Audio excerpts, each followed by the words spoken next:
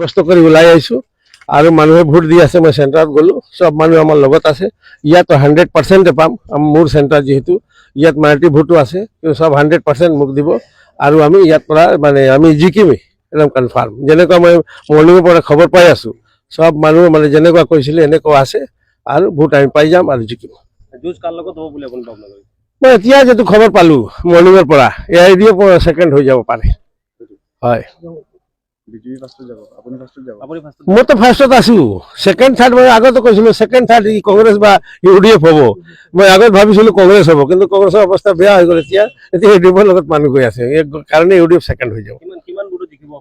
1.5 লাখের উপর হবে ডিফারেন্স। খুব ভালো অনুভব। আপনারা দেখেছেন স্বাধীনতার 75 বছর পরে মাইনরিটি সমাজের মানুষের ভিতরে এবার যে আশা আকাঙ্ক্ষা দেখা যাচ্ছে ভারতীয় জনতা পার্টি সম্বন্ধে, আর এই আশা দেখে আমি একদম আশাবাদী যে ভারতীয় জনতা পার্টি এখান থেকে প্রায় 1 লাখের অধিক ভোটে ভারতীয় জনতা পার্টি এখান থেকে বিজয়ী হবে। আর নরেন্দ্র ভাই মোদীজিকে আমরা তৃতীয়বারের জন্য প্রধানমন্ত্রী বানাবো। আর আমাদের মাননীয় মুখ্যমন্ত্রীর যে আশা আকাঙ্ক্ষা আমাদের করিমগঞ্জবাসীর প্রতি, মাননীয় মুখ্যমন্ত্রীর আশা আকাঙ্ক্ষা আমাদের করিমগঞ্জবাসী পূরণ করবেন এবং কৃপানাথ মালা দ্বিতীয়বারের জন্য করিমগঞ্জ লোকসভা কেন্দ্র থেকে 1 লাখের অধিক ভোটে বিজয়ী হতে যাচ্ছেন।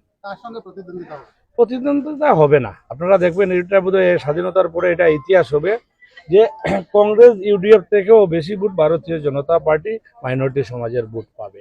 আর এখান থেকেই মাইনরিটি সমাজের ভোট পেয়ে আমাদের মাননীয় MP দাদা কৃপানাথ মালা দ্বিতীয়বারের জন্য বিজয়ী হয়ে দিল্লি যাবে।